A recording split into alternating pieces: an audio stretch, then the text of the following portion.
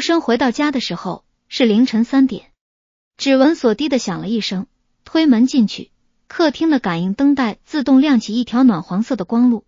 他换了拖鞋，把车钥匙扔在玄关的托盘里，整个人往沙发里一倒，后脑勺枕着靠垫，闭着眼睛长长的吐了一口气。他已经3天没回家了，衬衫领口有些发硬，袖口上还沾着一点医院消毒水的味道。他揉了揉眉心，脑子里还在转着今天下午医生说的话，胎儿暂时保住了，但林之义的身体状况不太乐观，孕早期就见红2次，如果不好好休养，这一胎很难说。林之义是他的助理，准确的说是跟了他6年的助理，从他还只是陆氏集团一个边缘项目的负责人开始，他就跟着他了。6年时间，他从一个被董事会排挤在权力核心之外的陆家二少爷，一步步做到了集团副总裁的位置，手握3个核心事业部，管着近万名员工。这6年里，林之义是他最得力的左膀右臂，也是他在这座钢筋水泥的城市里为数不多可以完全信任的人。但他没想到的是，林之义会怀孕，更没想到的是，孩子是他的。这件事要追溯到2个月前，集团年会，他喝多了，林之义送他回酒店房间，后面的事情发生的顺理成章又猝不及防。第2天醒来的时候，2个人都沉默了很久。陆深的第一反应是公事公办，他给了林之义2个选项，一笔足够他下半辈子衣食无忧的补偿金，或者调去集团旗下的子公司做高管，从此不再有直接的工作交集。林之义2个都没选。他说，陆总，大家都是成年人，这件事就当没发生过。他确实做到了。接下来的1个多月里，他照常上班，照常加班，照常帮他处理所有棘手的公务，专业的像是那晚的事情从未存在过。陆深甚至一度以为这件事真的就这么过去了，直到2周前，林之义在开会途中突然晕倒，送到医院一查，怀孕7周。消息不知道怎么走漏了出去，最先知道的是陆深的母亲赵敏华。老太太当天下午就杀到了医院，见到林之义的第一面，问的不是你身体怎么样，而是医生说了，是男孩还是女孩。陆深当时站在病房门口，听到这句话的时候，太阳穴突突的跳了2下。他跟妻子江璐结婚8年，没有孩子，原因在他严重弱精症，医生说自然受孕的概率大约只有 3%到5%。赵敏华为了这件事不知道急白了多少头发，中药西药偏方求神拜佛，能试的办法全试了一遍。江璐也配合了8年，打针打到2条手臂全是淤青，喝中药喝到脾胃失调，到最后是陆深自己看不下去，说算了，不生了。赵敏华当然不肯算了，在他眼里，陆家这么大的家业，没有一个继承人简直是天理难容。他甚至暗示过陆深，实在不行就离婚再娶，被陆深当场怼了回去。但老太太的心思从没死过，所以当他得知林之义怀了陆深的孩子，他的反应不是愤怒，而是欣喜若狂。陆深的心情要比这复杂的多。他对林之义没有爱情，这一点他很清楚，但6年的朝夕相处，这个女人在他生命里的分量远比助理2个字要重得多。她聪明、冷静、识大体，从不会让他难做，也从不会主动索取任何东西。就连怀孕这件事，他都没有对他提过任何一个要求，只是平静地告诉他，我会把孩子生下来，我自己养，不需要你负责。可他越是这么说，陆深就越觉得自己不能真的撒手不管。所以当林之义出现先兆流产症状住院的时候，他没有犹豫就去了医院。第1天是紧急状况，他接到电话直接从会议室冲出去的。第2天医生说情况还不稳定，需要继续观察。第3天林之义终于能坐起来吃口东西了，脸色苍白的冲他笑了笑说，你去忙吧，我没事。他反倒更走不开了。这3天里，他只给江璐发过2条微信。第1天，公司有事，今晚不回来。第2天，还在忙，别等我。第3天干脆没发，江璐1条都没回。他也没太在意，因为江璐平时回消息就不怎么及时，而且这8年里，她从来不是一个会查岗的女人。他不翻她的手机，不过问她的行踪，不打听她和谁吃饭，和谁出差。赵敏华说她是不把丈夫放在心上，但陆深知道不是这样，他只是说不清楚江路到底是怎么想的。结婚8年，江路像水一样安静地存在于他的生活里，他不吵不闹，不争不抢，把家里打理得井井有条，对他父母礼貌周到，对所有人都温和得体。但与此同时，他也从不跟他分享心事，从不向他提要求，从不在他面前表露任何激烈的情绪。他们之间的相处模式更像是2个合租在同一套房子里的室友，客气、疏离、相敬如宾。陆深不是没有想过改变这种状态，但他太忙了。陆氏集团的内斗从来没有停过，他大哥陆明哲表面上对他客客气气，背地里不知道捅了多少刀子。他每天睁开眼睛就是几百条工作消息，闭上眼睛脑子里还在转明天的谈判方案。婚姻这种事，对于他这种被架在权力绞肉机上的富家子弟来说，从来都不是优先级最高的选项。何况他一直以为江路不在意这些，他看起来确实不在意。他有自己的事情做，养花、看书、做瑜伽，偶尔跟朋友出去喝下午茶。他从不抱怨他回家晚，从不质问他去哪里，从不因为任何事跟他发脾气。赵敏华说他没心，陆深的大嫂苏婉在各种场合阴阳怪气的暗示江路占着位置不下蛋，江路也只是笑笑，从来不接话。陆深一直觉得这样的婚姻虽然谈不上多幸福，但至少稳定，而他最需要的就是稳定，因为他的事业已经够动荡了。他在沙发上躺了大约10分钟，终于积攒了足够的力气站起来，准备上楼洗个澡睡一觉。明天还有一个重要的董事会要开，他必须在7点之前出现在公司。经过厨房的时候，他顺手从冰箱里拿了一瓶矿泉水，拧开盖子喝了一口，目光不经意地扫过冰箱侧面的留言板。那块留言板是江路3年前买的，当时他说你有什么想让我做的事就写在上面，但陆深几乎没在上面写过任何东西。倒是江路偶尔会在上面留一些便签，冰箱里有银耳汤，明天物业来修水管，妈说周末回来吃饭。此刻留言板上干干净净，什么都没有。陆深也没多想，拿着水上楼。楼梯右侧的墙上挂着一些照片，有他和江路的结婚照，有公司年会的合影，还有一些旅行时拍的风景。他的目光扫过那幅结婚照，照片里的江路穿着白色婚纱，笑得眉眼弯弯。那一年他才22岁，刚从大学毕业没多久，整个人透着一种未经世事的干净和明亮。他忽然意识到，他已经很久没有仔细看过江路的脸了。最近半年他回家的时间越来越少，有时候连续1周都在出差或者住酒店，偶尔回来一次也基本都是深夜。江路要么已经睡了，要么在书房看书。2个人碰面的时间短到可以用分钟来计算，更别提认真看看对方了。他站在结婚照前愣了大概3秒钟，然后继续上楼。走廊尽头的主卧门关着，门缝里没有透出灯光，江路应该已经睡了。他犹豫了一下，没有推门进去，他不想吵醒他，而且他身上的消毒水味道确实不好闻。他转身去了走廊另一头的客卧，打算先在客卧的浴室洗个澡，然后就在这边睡一晚。客卧的衣柜里常年备着他的换洗衣物，这是江路的习惯，他总是把所有事情都提前准备好，细致到让人挑不出任何毛病。他洗完澡出来，裹着浴巾站在窗边擦头发，顺手拿起手机看了一眼，屏幕上干干净净，没有任何未读消息。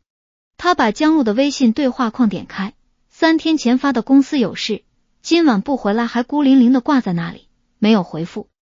他想了想，打了一行字，我到家了，在客卧睡，明天一早走。发送。消息发出去了，没有红色感叹号，说明没有被拉黑或删除。他等了2分钟，没有回复。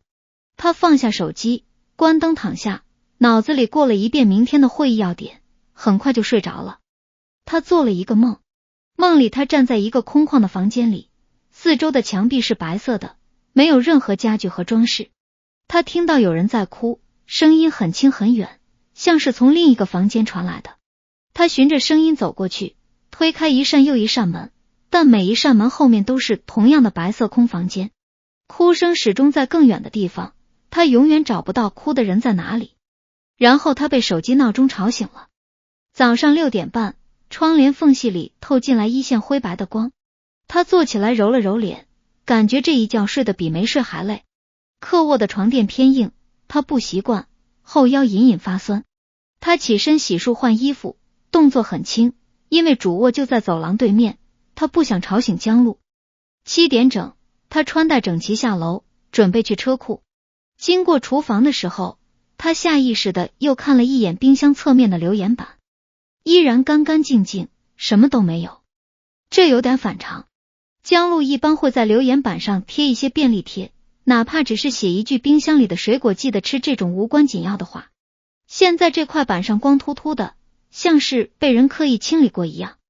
他没时间多想，从冰箱里拿了一盒牛奶，倒了一杯，站在岛台边喝完，然后出门上车。去公司的路上，他给江路打了一个电话，响了6声，没人接，自动挂断。他又打了一个，还是没人接。他把手机扔在副驾驶座上，心想可能是还在睡觉。江路的作息一直很规律，但偶尔也会睡个懒觉，不是什么大事。车子驶入陆氏集团总部的地下车库时，他收到了一条微信消息。他以为是江路回他了，拿起手机一看，是医院那边的护士发来的，说林之毅今天早上情况稳定，可以适当下床活动了。他回了一句好的，谢谢，然后把手机揣进口袋，迈步走进了电梯。他完全没有意识到，从他踏进家门的那一刻起，整栋房子里除了他之外，根本没有任何人。主卧的床铺的整整齐齐，被子叠得棱角分明，枕头蓬松的摆好，床单没有一丝褶皱。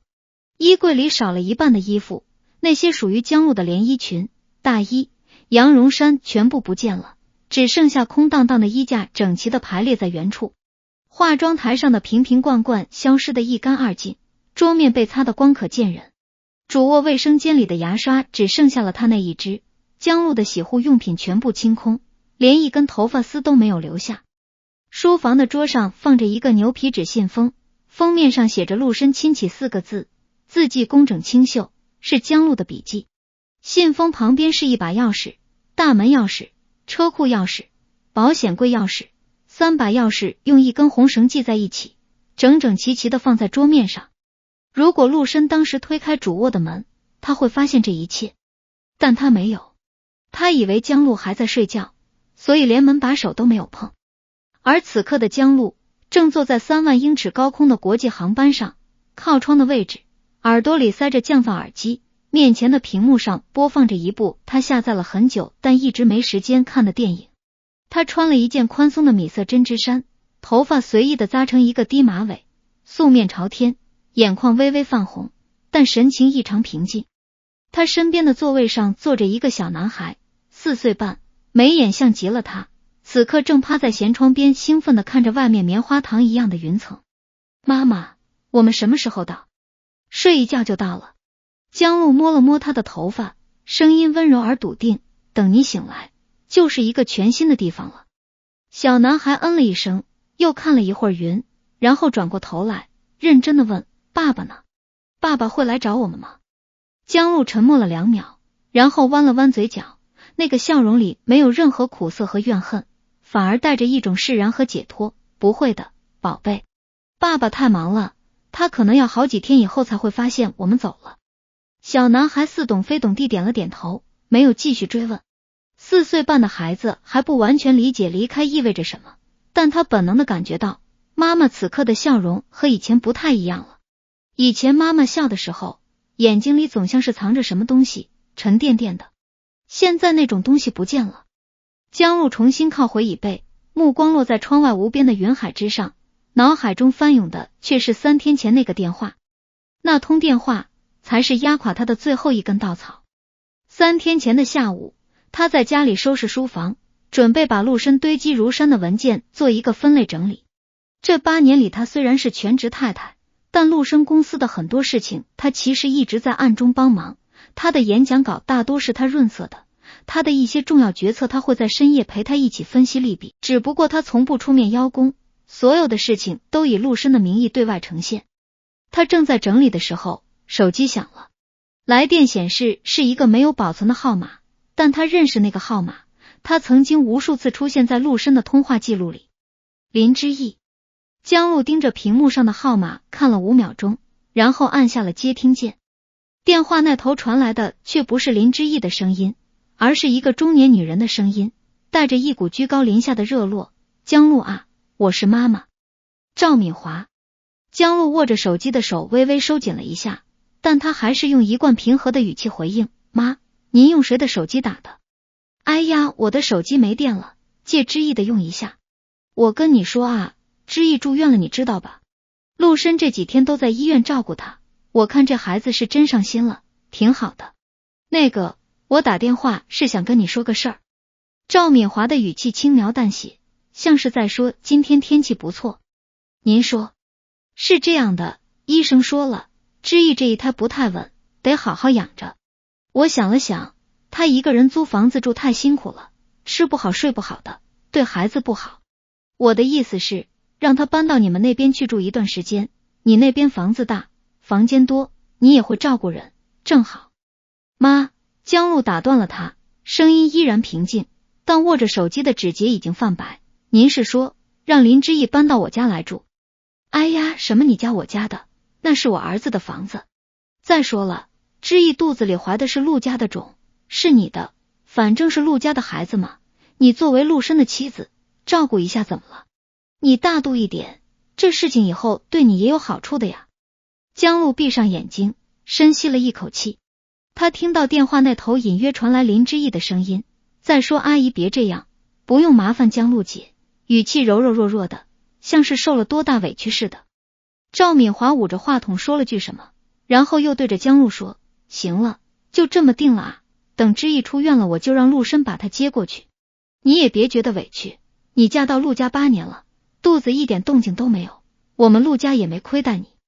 江路没再听下去，他轻轻地把手机从耳边拿开，按下了挂断键。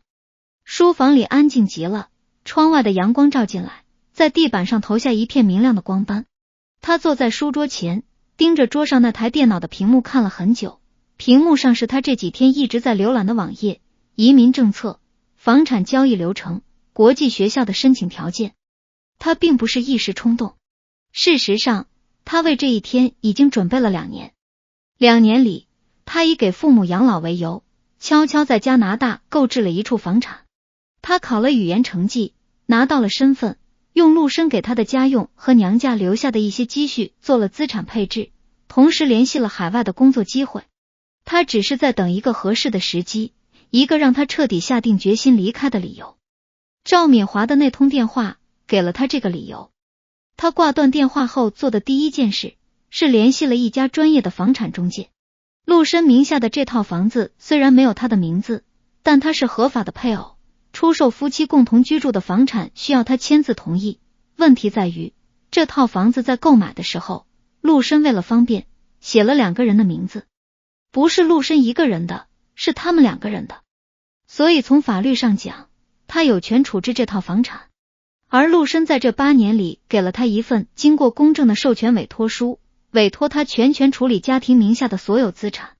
这份授权书原本是为了方便他在陆深不在的时候处理一些家庭事务，但此刻他成了他最锋利的刀。他把房子挂到了中介平台上，标了一个低于市场价100万的价格，唯一的要求是3天内必须完成交易，买家必须是全款。中介听到这个价格的时候愣了好几秒，然后迅速说，江女士您放心，这个价格3天之内绝对能出。事实上第2天就出了。买家是一位做外贸生意的中年男人，看了房子之后非常满意，当场签了合同，付了定金。江路请了最好的律师团队来处理所有手续，一切都在3天之内完成。3天里，他做完了所有的事情，卖房、办理过户手续、订好2个人的机票，收拾好自己和儿子的行李，把家里属于他的痕迹清理得一干二净。他没有带走任何一件贵重物品，那些陆深买给他的包、首饰、手表，全部整整齐齐地摆在衣帽间的展示柜里，一件不少。他只带走了自己的衣服、儿子的东西、几本重要的书，还有母亲留给他的那对翡翠耳环。临走前，他把那封信放在书房的桌上，把钥匙系好，然后牵着儿子的手，最后看了一眼这个他住了8年的房子。8年前他搬进来的时候，满心欢喜的以为这是他人生的新起点。他爱过陆深，这一点他从不否认。22岁的江路是真的满心满眼都是那个意气风发的男人。他为他学会了所有豪门媳妇该懂的规矩，为他忍受了婆婆的刁难和妯娌的排挤，为他打了数不清的促排针，喝了几百碗苦到胃痉挛的中药，甚至在他确诊弱精症之后，他依然没有想过离开。他不是不能生，他也曾有过身孕，只是那个孩子没能留住。而陆深在得知自己弱精症的那一刻，对他说的话是，那就别折腾了，2个人的日子也挺好。他当时以为这是体贴，后来才明白，那不过是他不在乎。真正让他心寒的，不是林之义的出现，不是婆婆的刻薄，甚至不是陆深3天不回家的冷漠。真正让他心寒的是，当他接到赵敏华那通电话的时候，他突然意识到一件事，在这个家里，他从来就没有被当作一个人来看待。他是一个工具，一个负责打理家务、应酬交际、传宗接代的工具。当这个工具被证明不好用了，所有人就会毫不犹豫地寻找替代品。而她的丈夫，那个她曾经深爱过的男人，在这个过程里没有为她说过一个字。3天前陆深冲去医院的时候，他甚至没有回头看他一眼，他只是拎起外套急匆匆地往外走，嘴里说着公司有事，连谎都懒得编得像样一点。江路站在2楼的窗户后面，看着他开车驶出大门，尾灯消失在夜色里。然后他低头看了一眼手机，屏幕上是一条刚刚收到的消息，来自一个陌生的号码，只有短短1行字：姐，我都查清楚了，林之义肚子里的孩子不是陆深的。这条消息来自陆深的弟弟，陆家最小的儿子陆羽。陆羽是这个家里最不受待见的孩子，生母早逝，从小被赵敏华当成眼中钉，17岁就被送去了国外。他和陆深的关系说不上多亲近，但他对江路这个嫂子一直心存感激，因为在整个陆家，只有江路在他被所有人孤立的时候，偷偷给他寄过生活费。江路看着这条消息，手指悬在屏幕上方，停了很久，然后他笑了，不是因为高兴，而是因为这一切实在是太荒唐了。她为了一个根本不存在的陆家血脉，被婆婆逼着让步，被丈夫冷落，被全世界当成一个生不出孩子的废物。而那个所谓的孩子根本就不是陆深的。她犹豫过要不要把这条消息转发给陆深，她甚至已经打开了陆深的对话框，打好了字，拇指悬在发送键上，然后她删掉了。不是因为她心软，而是因为她忽然觉得无所谓了，真的无所谓了。这个男人的一切，这个家的一切都跟他没有关系了。他已经浪费了8年的青春在这个冰冷的地方，剩下的时间他要为自己活。他没有告诉陆深真相，不是出于报复，而是出于一种更深层次的决绝。当一个女人连报复的兴趣都没有了的时候，她才算真正的放下了。飞机穿越云层，窗外的阳光刺眼而温暖。江路把遮光板拉下来一半，拿出手机，拔出国内的SIM卡，掰成2半，扔进了前排座椅背后的垃圾袋里。机舱广播响起来，乘务长用中英文交替播报着目的地的时间和天气。江路身边的儿子已经睡着了，小小的脑袋靠在他的手臂上，呼吸均匀而安稳。他低头看着他的脸，眼眶终于红了，但泪水没有掉下来。对不起，妈妈让你等了这么久。他轻声说，手指轻轻拨开儿子额前的碎发，以后不会了。与此同时，陆氏集团总部大楼顶层会议室，陆深坐在会议桌的首位，面前的 PPT 正在播放下一季度的战略规划。他的手机在桌上震了一下，屏幕上弹出一条微信消息。他随手划开看了一眼，是他委托的那家私人调查机构发来的。消息只有1行字：陆先生，您委托的调查有结果了。林之义女士所怀胎儿的生物学父亲并非您本人，而是……后面的内容被折叠了，需要点进去才能看全。陆深的手指顿住了，他盯着屏幕上的那1行字，瞳孔微微收缩。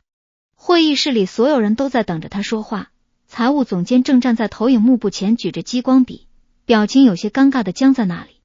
陆总。陆深猛地站起来，椅子向后滑出半米，发出一声刺耳的摩擦声。会议室里所有人都吓了一跳，财务总监的激光笔差点掉在地上。会议暂停。他丢下这句话，抓起手机大步走出会议室。走廊里，他点开那条消息，看完了全部内容。陆先生，您委托的调查有结果了。林之义女士所怀胎儿的生物学父亲并非您本人，而是贵司研发部前员工周燕。周燕与林之义为大学同学，二人一直保持亲密关系。据调查，年会当晚林之义与周燕早有约定，您饮用的酒水中疑似被人为添加了药物，导致您当晚意识模糊。目前证据链已基本完整，是否需要移交法务部门处理？陆深握着手机的手在发抖，不是愤怒，是一种说不清道不明的东西。他活了34年，自认为精明强干，算无一策，结果被一个跟了自己6年的助理从头到尾耍了个彻彻底底。年会那晚他确实醉得离谱，以他的酒量，那天喝的酒根本不该让他醉到那种程度。事后他也有过一闪而过的疑虑，但林之义表现得太过坦荡，坦荡到让他觉得自己的怀疑是对他的侮辱。现在想来，他的直觉一直都是对的，只是他被自己的自负蒙蔽了双眼。他拨通了林之义的电话，响了5声，接通了。电话那头传来林之义虚弱而温柔的声音：陆总。怎么了？陆深深吸一口气，压住所有的情绪，用尽可能平静的语气说：林之义，周燕是谁？电话那头沉默了，那种沉默是致命的。他不是无辜的困惑，而是一个人在被突然揭穿时，大脑飞速运转寻找对策的空白。林之义沉默了整整5秒钟，这5秒钟足够说明一切。陆总，我不明白你在说什么。他的声音微微发颤。不明白。陆深冷笑了一声，走廊尽头的玻璃幕墙映出他的脸，表情冷得吓人。那我说的再明白一点，年会那晚你在我酒里放了什么？你和周燕的计划是什么？让我以为你怀了我的孩子，然后用这个孩子来拿捏我，是吗？电话那头传来一声极轻的几乎听不到的叹息，然后林之义的声音变了，不再是那个温柔体贴善解人意的助理，而是一个陆深从未见过的冷静到近乎冷酷的女人。既然你都查到了，那我也不装了。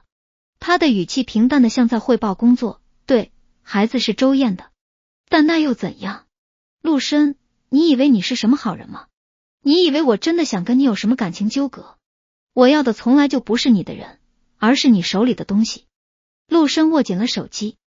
6年前，周燕在你们陆氏集团研发部做了一个项目，那个项目后来被你的好大哥陆明哲抢走了，周燕被踢出局，连名字都没能在项目成果上留下。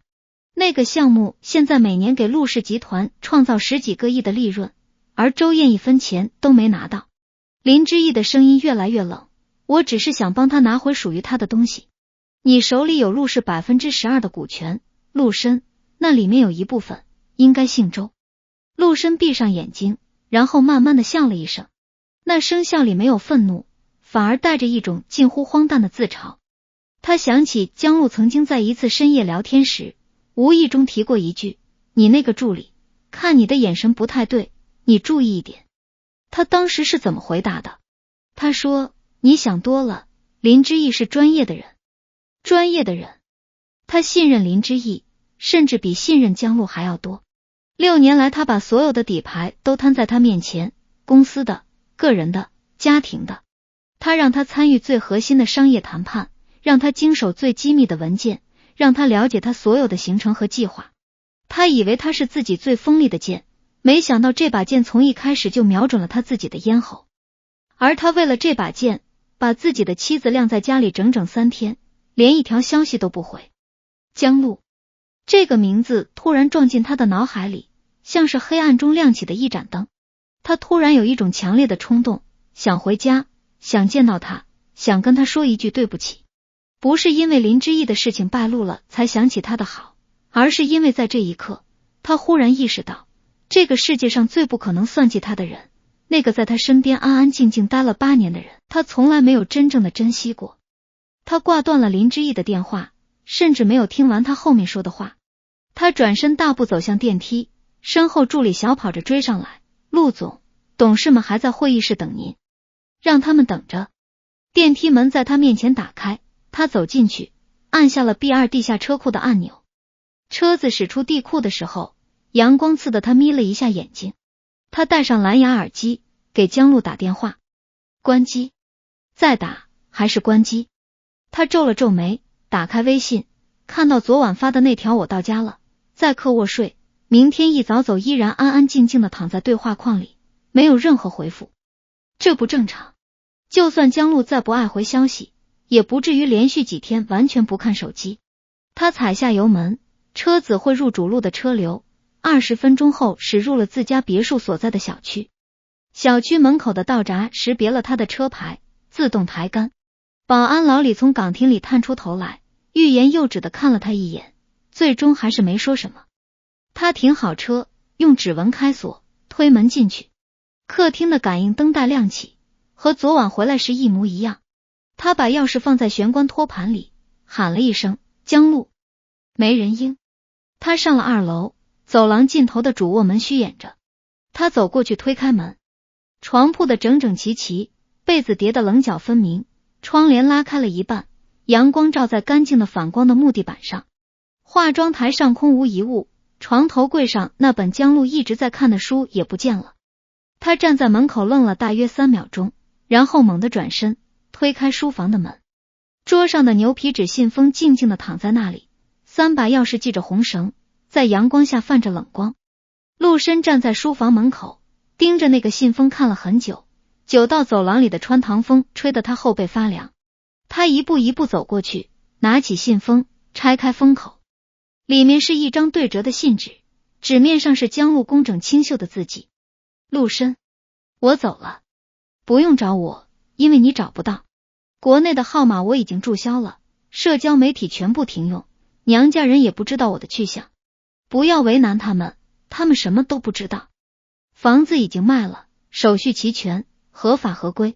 我的那一半房款我已经带走了，你的那一半我留在了家里的保险柜里，这是钥匙。保险柜密码是你生日，里面的现金和文件我一分没动。结婚戒指在床头柜抽屉里，我没带走。不是什么赌气，只是觉得没有必要了。我带走了一个你从来不知道的秘密，这个秘密我藏了4年半，藏得很辛苦。你大概永远也不会想到这个秘密是什么，就像你永远也不会想到，你身边那个你最信任的人，到底骗了你多少。最后说一句，林之义肚子里的孩子不是你的。别问我怎么知道的，我就是知道。不用谢。江路。陆深把信纸翻过来，背面还有一行小字，笔记比前面潦草一些，像是最后补上去的。对了，你昨晚回来的时候，是不是以为我在主卧睡觉？那间卧室已经空了2天了，你连推门看一眼都没有。8年了，你从来没有在我需要的时候推门进来看看我。现在你终于不用看了。陆深拿着信纸的手开始发抖，他的目光落在我带走了一个你从来不知道的秘密这句话上，反复读了3、4遍，脑子里像是有什么东西正在拼图一样，一片一片的组合起来。4年半，他说他藏了4年半的秘密。他猛地想起什么，转身冲出书房，几乎是撞开了主卧对面那间房门。那间房间一直是锁着的，江路说是他的私人空间，用来放一些杂物和他的旧衣服。他从来没有进去看过，因为江路说过不要进，他就真的没进过。门没锁，他推门进去，房间里的景象让他整个人像被雷劈中一样定在了原地。这不是杂物间，这是一间儿童房。淡蓝色的墙面，天花板上贴着夜光的星星贴纸，一张小床上铺着卡通图案的床单，床头摆着一只毛绒小熊。墙角是一排书架，上面放满了绘本和玩具。书桌上有一盏小台灯，灯罩是小火箭的造型，旁边立着一个相框，里面是一张照片。江路抱着一个男孩，男孩大概3、4岁的样子，笑出了一口小白牙，眉眼之间依稀可以看到陆深的影子。陆深觉得自己的心脏像是被人一把攥住了，疼得他几乎喘不上气来。他踉跄着走过去，拿起那个相框，手指摩挲过照片里男孩的脸，脑子里嗡嗡作响。4年半，那个男孩看起来就是4、5岁的年纪。而江路在信里说，他藏了一个秘密，藏了4年半。他疯了似的翻找那个房间，在书桌的抽屉里找到了一本厚厚的相册。翻开第1页，是江路的孕照。她穿着宽松的孕妇裙站在阳台上，肚子已经很明显了，对着镜头笑得温柔而疲惫。照片右下角的日期戳是5年前的春天。5年前，那时候她正在忙陆氏集团和一家跨国公司的并购案，连续3个月几乎住在公司，偶尔回家也只是洗个澡换身衣服就走。那段时间江路确实说过身体不舒服，但他每次都说等我忙完这阵带你去检查，然后就没有然后了。他忙了3个月，江路就自己扛了3个月。他不知道他是怎么度过那段日子的，一个人去医院产检，一个人面对孕期所有的痛苦和不适，一个人准备所有婴儿的东西，一个人在这间小小的房间里悄悄地安静的把他们的孩子带到了这个世界上。而他对此一无所知。他继续翻相册，孩子出生了，皱巴巴的一小团，裹在白色的襁褓里。江路躺在产床上，脸色苍白，头发被汗水湿透，但眼睛亮得像星星，对着镜头比了一个胜利的手势。照片下面有一行小字，是江路的笔记：欢迎来到这个世界，我的宝贝。没有我们的宝贝，只有我的。陆深的手抖得几乎翻不动相册。他看到了孩子满月、百天、1岁生日、2岁生日、3岁生日、4岁生日，每一张照片里都只有江路和孩子，偶尔会出现一个他不认识的中年女人，应该是江路请的保姆。除此之外，没有任何一个陆家人的身影。他的儿子，他活了34年才知道自己有一个儿子，而他的儿子已经4岁半了。他想起母亲赵敏华无数次当着江路的面冷嘲热讽，嫁到陆家这么多年了，肚子连个动静都没有。他想起大嫂苏婉在家庭聚会上阴阳怪气地说，有的人啊，就是占着茅坑不拉屎。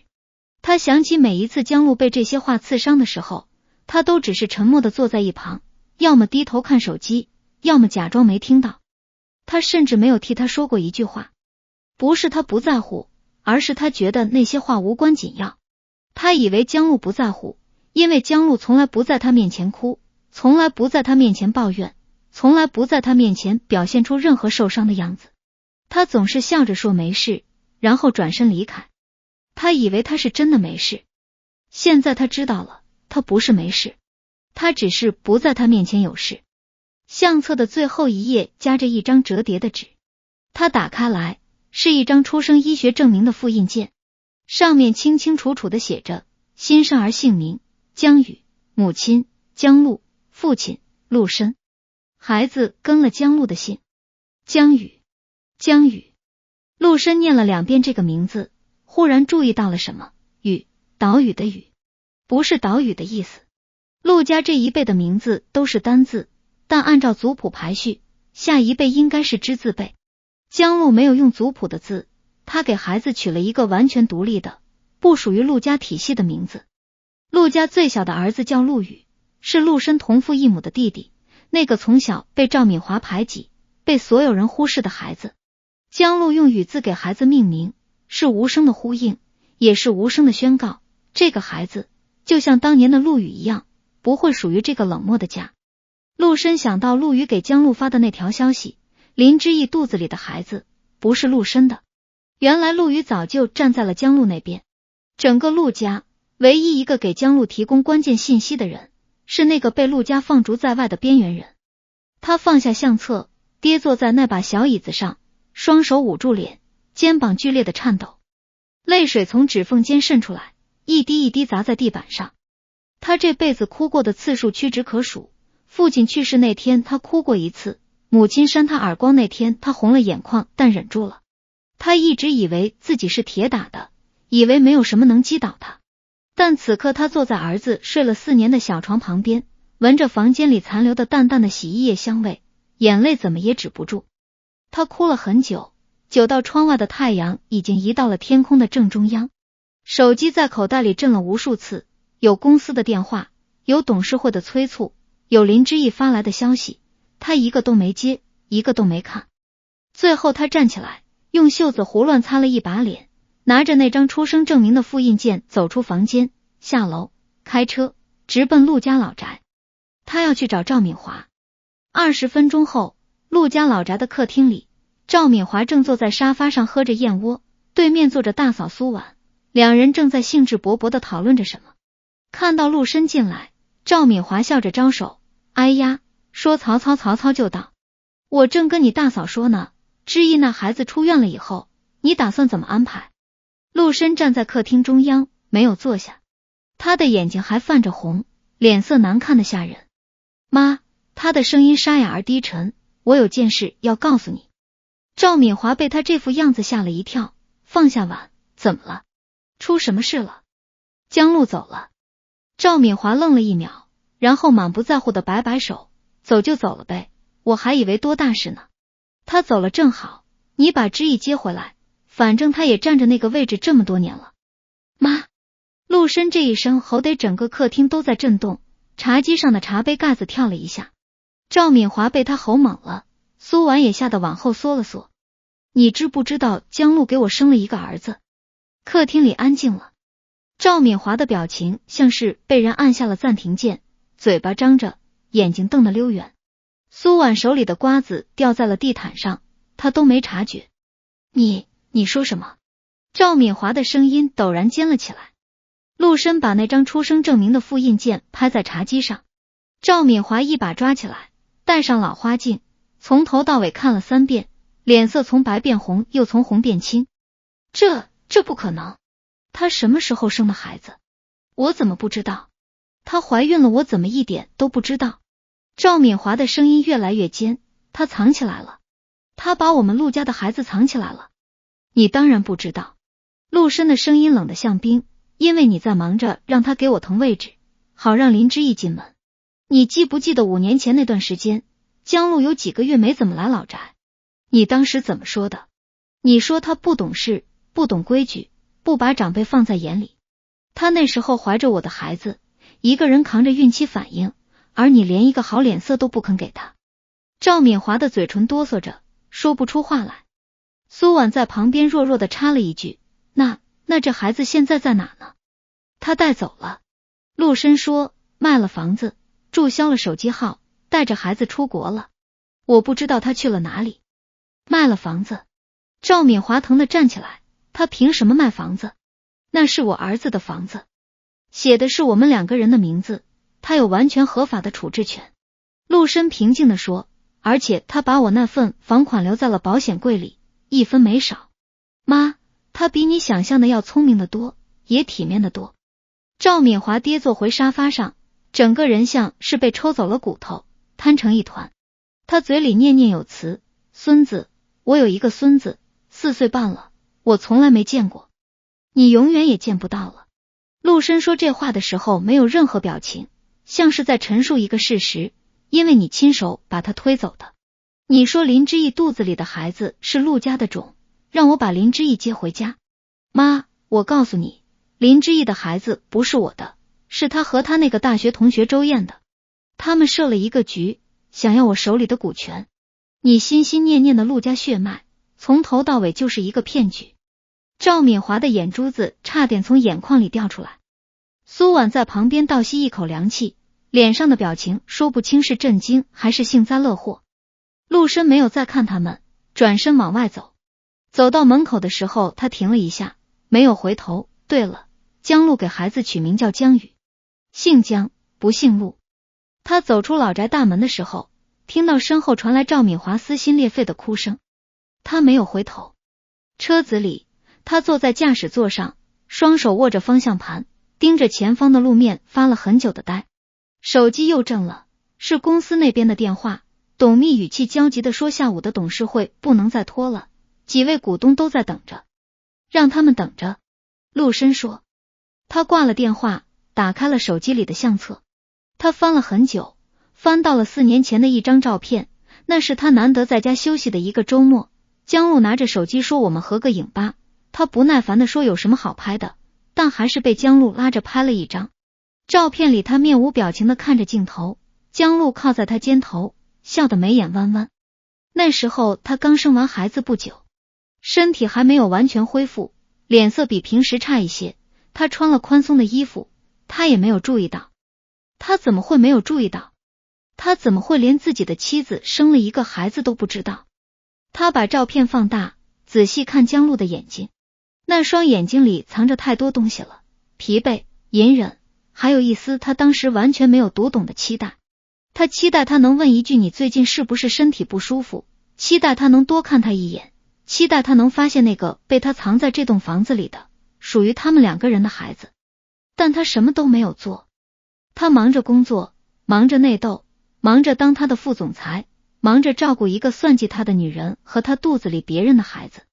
他把所有的时间和精力都花在了那些根本不值得的人和事上，而真正值得的那个人被他扔在家里整整8年，连一句你辛苦了都没有说过。陆深把手机扔在副驾驶座上，发动了车子。他没有回公司，而是去了江路的娘家。江路的父母住在城东一个老小区里，6层楼的4楼，没有电梯。陆深停好车，爬上楼，敲了门。开门的是江路的母亲沈玉兰。他看到陆深的那一刻，表情复杂的难以形容，有怨有恨，但更多的是一种深深的疲惫。妈，别叫我妈。沈玉兰的声音不高，但很冷，你跟我们家已经没有关系了。妈，我想知道江路去了哪里。沈玉兰看了他一眼，那双和江路一模一样的眼睛里泛起了泪光，但他倔强地忍住了。我不知道。妈，我说了我不知道。沈玉兰的声音陡然拔高，楼道里传来了回声。陆深，你8年都没有好好看过他一眼，现在他走了你来找我要人。我女儿在你家受了多少委屈，你知道吗？她每次回娘家都是笑着来的，但我知道她不开心，我是她妈，我看得出来。陆深低着头，一言不发。他怀小雨的时候，孕吐到胃出血，一个人躺在医院里输液，给你打电话，你说在开会。他生小雨的时候难产，在产房里待了12个小时，你连一个电话都没有。小雨满月那天，他抱着孩子回娘家，我问他陆深呢，他说他忙。沈玉兰的眼泪终于掉了下来，忙，你永远都在忙。我女儿嫁给你不是来守活寡的。妈，我知道错了。陆深的声音哑的几乎听不清，您告诉我他在哪里，我去找他。晚了。沈玉兰擦掉眼泪，声音重新变得冰冷。他走之前跟我说了一句话，他说妈，我终于可以不用再等他了。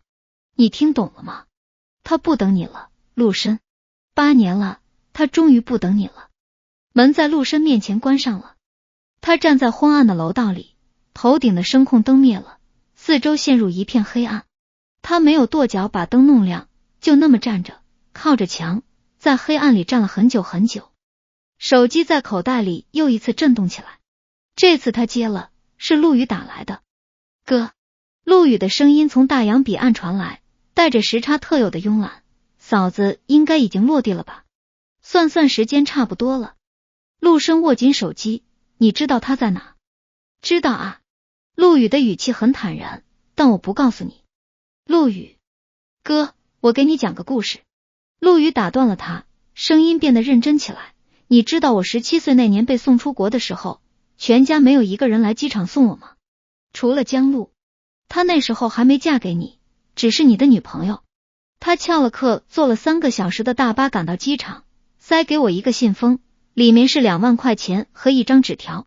纸条上写着到了那边好好吃饭，不够了跟嫂子说。电话那头沉默了一瞬。从那天起，她就是我嫂子了。不是因为你，是因为她。陆羽的声音平静而笃定，所以哥，这次我站他那边。你想找他，就自己去找。如果老天爷还愿意给你们缘分，你总会找到的。但我不帮你，你也别怨我。电话挂断了。陆深站在老小区的楼下，抬头看着4楼那扇紧闭的窗户，窗台上摆着一盆江路最喜欢的绿萝，叶子被风吹得轻轻晃动。他想起江路在信里写的最后一句话，你连推门看一眼都没有。他想起今天早上在主卧门口，他的手已经握住了门把手，只要轻轻一拧就能推开门，就能看到那张铺的整整齐齐的空床和空了一半的衣柜。但他没有，他怕吵醒他，他选择了转身去客卧。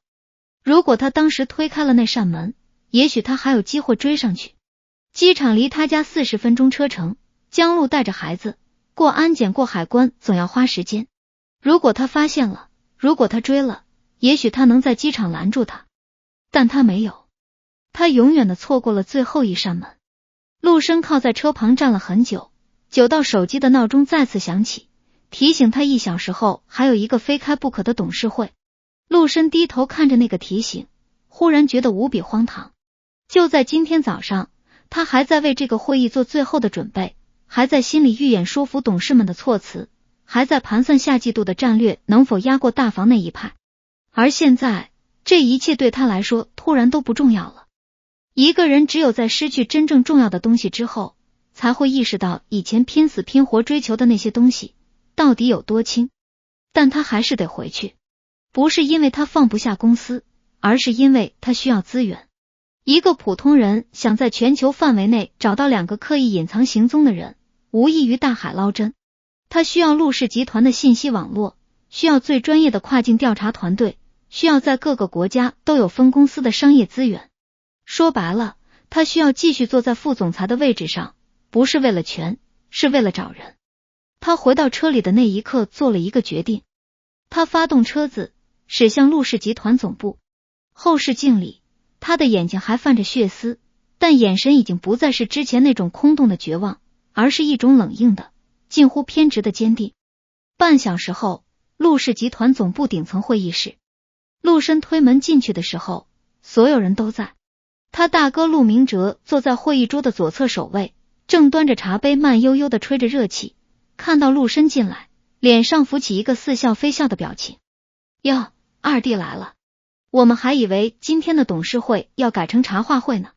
陆明哲放下茶杯，手指在桌面上敲了敲，10几个董事等了你将近1个小时，二弟好大的面子。会议室里的气氛微妙而紧张。陆氏集团的董事会分3派，以陆明哲为首的大房派，以陆深为首的二房派，以及几个保持中立的独立董事。今天这场会议的主题是讨论集团旗下一家新能源子公司的控制权归属，说白了就是大房和二房之间的又一场角力。陆深没有理会陆明哲的阴阳怪气，径直走到自己的位置坐下。他把手机屏幕朝下扣在桌上，环视了一圈在场的人，开口的声音不大，但每个字都清晰有力。抱歉让各位久等了，会议现在开始，不过在讨论既定议题之前，我有件事需要先向董事会做一个说明。陆明哲挑了挑眉，显然没料到陆深会是这个开场。陆深示意董秘把一份文件投屏到会议室的幕布上，幕布亮起来的瞬间，所有人的表情都变了。那上面是一份调查公司出具的报告，配图是林之义和一个男人的合影，照片里的2个人姿态亲密，男人的手搭在林之义的腰上，2个人正走进一栋公寓楼。林之义，我的前助理，于2个月前在集团年会上通过人为手段致使我意识模糊，随后制造了与我发生关系的假象。他的真实目的是协助其大学同学周燕，也就是照片中这位，我们集团研发部的前员工，以此前被侵占的项目权益为筹码，要挟并谋取我手中 12% 的集团股权。会议室里一片死寂，陆明哲手里的茶杯停在了半空中。周燕，陆深念出这个名字的时候，目光不轻不重地落在了陆明哲脸上。这个名字，大哥应该不陌生吧？陆明哲的脸色在短短几秒内变了好几种颜色。他当然认识周燕。6年前周燕在研发部做的那个项目，就是他陆明哲亲手抢走的。当时的操作并不光彩，利用职务之便修改了项目归属文件，把周燕的名字从核心研发人员名单中剔除，换上了自己嫡系的人。周燕离职后闹过一阵，但陆明哲把这件事压得干干净净，陆深甚至都不知道完整的内情。我不明白你在说什么。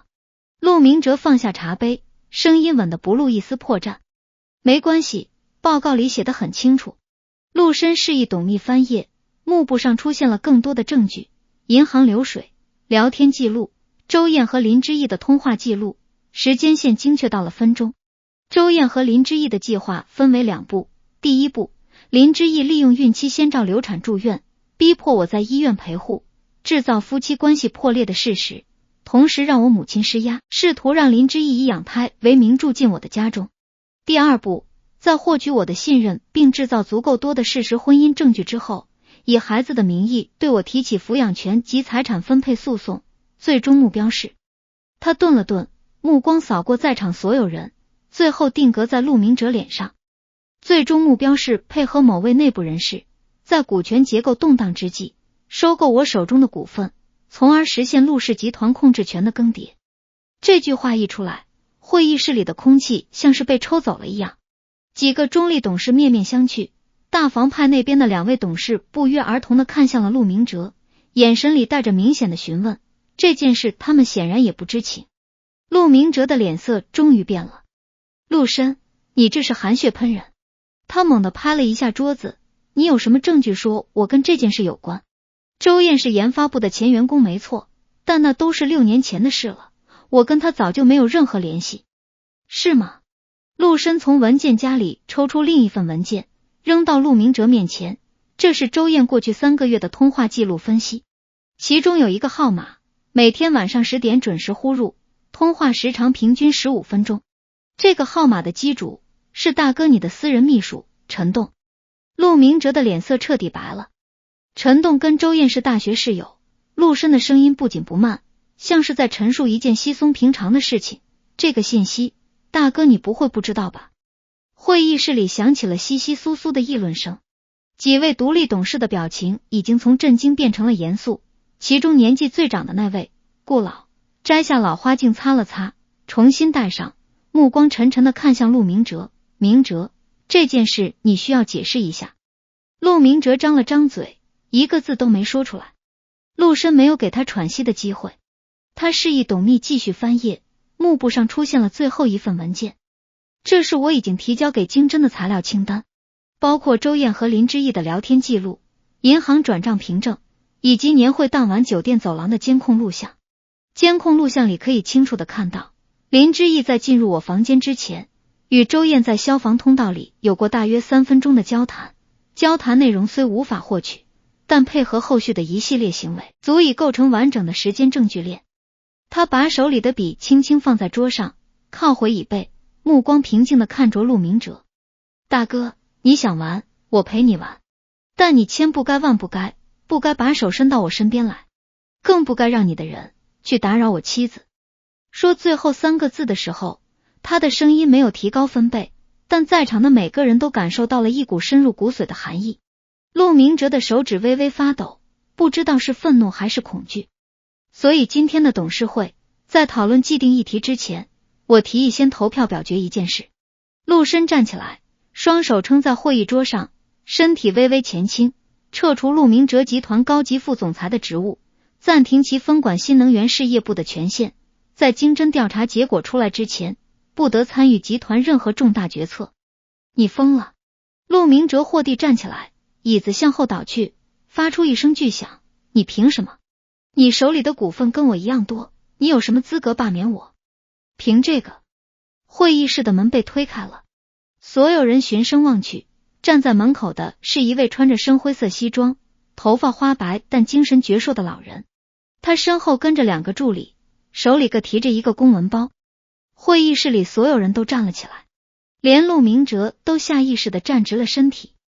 来人是陆氏集团的终身荣誉顾问，也是陆家最德高望重的长辈，陆老爷子生前的至交好友秦正红。秦家与陆家3代世交，秦正红本人更是陆氏集团最早的发起股东之一。虽然现在已经退出了日常经营，但在董事会里拥有1票否决权的特权。这个特权是陆老爷子在世时亲手写进公司章程的，30年来从未动用过。秦叔。陆深微微欠身。秦正红走进会议室，他身后的助理将一份文件放在会议桌上。老人的目光缓缓扫过在场每一个人，最后落在陆明哲脸上，那目光里的失望毫不掩饰。明哲，你父亲在世的时候跟我说过一句话，他说陆家的孩子可以不成器，但不能不干净。秦正红的声音苍老却中气十足，你做的事情，你父亲在天上看着呢。陆明哲的嘴唇抖得厉害，他的目光在秦正红和陆深之间来回游移，最后像是泄了气一样，肩膀塌了下去。秦叔，他的声音沙哑低沉，像是从喉咙深处挤出来的，我不想的，但我不甘心，凭什么他陆深一个二房生的，能跟我平起平坐？我为陆氏做牛做马20年，我拿到的跟他一样多，公平吗？公平。秦正红笑了，笑里带着一丝苍凉，你问问你二弟，他为这个家付出了多少？你再问问你自己，你除了争权夺利，还为这个家做过什么？你连你父亲的葬礼都能迟到，你跟我谈公平？陆明哲的脸涨得通红，一个字都说不出来。接下来的投票进行的比所有人预想的都要快。在秦正红坐镇的情况下，大房派的2位董事率先倒戈，主动提议罢免陆明哲的所有职务。中立派的董事们更是一边倒的支持陆深的动议。最终表决结果是11票赞成，1票弃权，0票反对。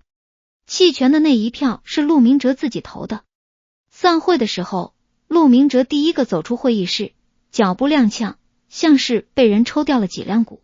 陆深坐在原位上没有动，他看着大哥的背影消失在走廊尽头，心里没有任何胜利的快感，只有一种说不清道不明的荒凉。秦正红走到他身边，拍了拍他的肩膀，你比你父亲强。老人说，你父亲一辈子心软，明知道老大不成器，还是舍不得下手。你今天这一刀虽然狠，但砍得对，公司不能烂在根上。陆深站起来，对秦正红深深鞠了一躬，谢谢秦叔。别谢我，我不是帮你，我是帮公司。秦正红看了他一眼，目光里带着审视，不过我听说你今天这一刀不全是为了公司。陆深没有否认，为了你媳妇。秦正红的语气变得微妙，我听说了，她带着孩子走了。你妈今天下午打电话给我，哭得上气不接下气，说什么江路把陆家的孙子拐跑了。他没有拐。陆深抬起头，目光平静而倔强，那是我欠他的。他保护了孩子4年半，而我在干什么？我在医院里伺候一个骗我的女人，我妈在电话里让他大度一点，让他把那个女人接回家里住。秦叔，换成你女儿，你受得了吗？秦正红沉默了一会儿，然后叹了口气，你妈那个人啊，算了，不说她了。你现在打算怎么办？找。陆深说，不管花多长时间，多少精力，我要找到她和孩子。不是为了把孩子抢回来，是为了，他顿了一下，喉结滚了滚，是为了告诉他，我知道错了。秦正红看着他，那双阅尽世事的眼睛里闪过一丝不易察觉的欣慰。去吧。老人说，公司的事我帮你盯着，大房那边翻不起浪了，你去把你媳妇找回来。陆深再次鞠躬，然后拿起外套大步走出了会议室。他走进电梯的时候，手机震了一下，是他委托的那家跨境信息调查公司发来的消息，只有短短一句话，陆先生，目标已锁定初步范围，详情请查收邮件。陆深盯着这条消息看了3秒钟，然后按下了地下1层的按钮。电梯缓缓下降，轿厢里的镜面映出他的脸，眼眶还是红的，但嘴角微微上扬，露出了今天第一个真正的笑容。那个笑容很淡，转瞬即逝，却像是一道裂缝，撕开了他过去34年里构筑的那层坚硬外壳。他还有很多事情要做，林之义和周燕的事要移交法务，陆明哲留下的烂摊子要收拾，新能源子公司的控制权要重新分配，他还要去出入境管理局调取江路的出境记录，要联系加拿大的华人商会打听消息，要在全球几10个城市里缩小搜索范围。但他第一次觉得自己有力气做这一切了，因为他终于有了一个值得全力以赴的目标。电梯门打开，地下车库的冷风扑面而来，陆深迈步走进昏暗的车库，脚步声在空旷的空间里回荡，坚定而有力。1个月后，温哥华列治文区。11月的温哥华已经入了冬，空气里带着太平洋吹来的潮湿冷意，街边的枫树叶子落了大半，剩下几片金红色的残叶挂在枝头，被海风吹得簌簌作响。列治文是温哥华华人最集中的区域，街上的招牌中英文各半，超市里能买到老干妈和涪陵榨菜，中餐馆的味道比国内一些地方还正宗。江路选在这里落脚，不是没有考量的，他需要一个能让儿子平稳过渡的环境，至少语言上不会一上来就完全陌生。他在列治文中心附近租了一套2居室的公寓，不大，但采光很好。客厅的落地窗正对着远处连绵的雪山。小雨的房间被他布置的和国内那间儿童房几乎一模一样，淡蓝色的墙面，夜光的星星贴纸，那只毛绒小熊坐在床头，连书架的摆放顺序都没变。孩子对环境变化的适应能力远比大人想象的要强。小雨只用了大概1周就不再问我们什么时候回家了。他开始喜欢上了新家楼下的公园，喜欢上了学校里那个会说一点中文的加拿大老师，喜欢上了周末集市上卖的热乎乎的枫糖华夫饼。江路在列治文的一家建筑设计事务所找到了一份工作。他在大学学的就是建筑设计，只是嫁给陆深之后从没上过1天班。他的作品集里没有任何商业项目的经验，但事务所的华裔合伙人看了他业余时间画的那些手稿之后，当场就给了他一份助理建筑师的职位。工资不算高，但足够他和儿子的开销。更重要的是，他终于可以靠自己的手赚钱了，这种感觉让他踏实。这天下午，江路提前下班去接小雨放学。小雨背着小书包从校门口跑出来，手里举着一张画，兴奋地冲他挥手。妈妈，你看我画的。江路蹲下来接过画，画面上是一大一小2个人物站在一栋房子前面，天空是紫色的，草地是蓝色的，小雨的配色永远天马行空。但他的目光落在了画面角落里一个歪歪扭扭的，明显是后来补上去的人形上。这个是谁？他指着那个小人问。小雨歪着脑袋想了想，然后认真地说，是爸爸呀。老师说画全家福，我就把爸爸画上去了。江路的心像是被一只无形的手轻轻捏了一下。你想爸爸吗？他问，声音很轻。小雨点了点头，然后又摇了摇头，表情有些纠结。4岁半的孩子还不太会表达复杂的情绪，他想了一会儿，最终给出了一个让江路哭笑不得的答案，我想爸爸，但是我不想奶奶。江路忍不住笑了出来，揉了揉他的头发。行，这点随我。他把画小心的折好放进包里，牵着小雨的手往回走。路过社区中心的时候，小雨指着公告栏上的一张海报说，妈妈你看，周末有圣诞游行。江路看了一眼海报，上面写着列治文年度圣诞老人游行的时间地点，就在这周六。小雨的眼睛亮晶晶的，显然非常想去。好，妈妈带你去看。他笑着说。周六下午，江路给小雨裹上了新买的羽绒服，围上围巾，把它包得像一颗圆滚滚的小团子。母子俩手牵手走到了列治文的主街上，街道两旁已经挤满了人，有推着婴儿车的年轻父母，有牵着狗的老人，还有成群结队的小孩举着糖果手杖在人群里钻来钻去。花车一辆接一辆的驶过，圣诞老人坐在最高的那辆花车上冲人群挥手，后面跟着鼓乐队和舞蹈队，音乐声震天响。小雨骑在江路的肩膀上，兴奋的手舞足蹈，帽子差点甩飞出去。江路仰头看着他笑，笑着笑着，眼眶忽然有些发热。他想起去年圣诞节，他一个人带着小雨去商场看圣诞老人，小雨问他爸爸为什么不跟我们一起，他只能说爸爸在忙。那时候他以为他会一直这样过下去，带着一个不能说的秘密，守着一个不会回家的人，在这个婚姻的壳子里慢慢的枯萎。但他走出来了，他真的走出来了。游行接近尾声的时候，小雨忽然拍了拍他的头，指着街对面的人群大声喊，妈妈。那个人长得好像爸爸。江路的心猛地漏跳了一拍，他顺着小雨手指的方向看过去，街对面站着一个亚洲男人，身高体型确实有几分像陆深，穿着一件黑色的大衣，正低头看手机。他还没来得及看清那个人的脸，人群一阵涌动，那人转身消失在了人潮里。不是他。江路轻轻松了一口气，说不清心里是庆幸还是失落。他拍了拍小雨的腿，说，不是爸爸，只是长得有点像的人。爸爸现在在中国呢，他不会来这里的。小雨哦了一声，语气里听不出太多失望，很快就被下一辆花车吸引了注意力。但江路的心里像是被人投进了一颗小石子，湖面上泛起了细密的、久久无法平息的涟漪。他不知道的是，那个穿黑色大衣的亚洲男人走到街角之后停下了脚步，回头望了一眼人群的方向。隔着汹涌的人潮，他看到了一个骑在女人肩膀上的小男孩，正挥舞着手臂大声笑着。距离太远，他看不清孩子的脸，也看不清那个女人，但他的直觉在那一瞬间猛烈地跳动了一下。他说不清为什么，只是觉得胸腔里某个沉寂已久的东西被什么东西轻轻碰了一下，像是一根被遗忘多年的琴弦突然被拨动了。他站在原地犹豫了几秒钟，想要往回走，但游行的人潮像潮水一样涌过来，把他推向了相反的方向。等他终于挤出人群回到原处的时候，那对母子已经不见了。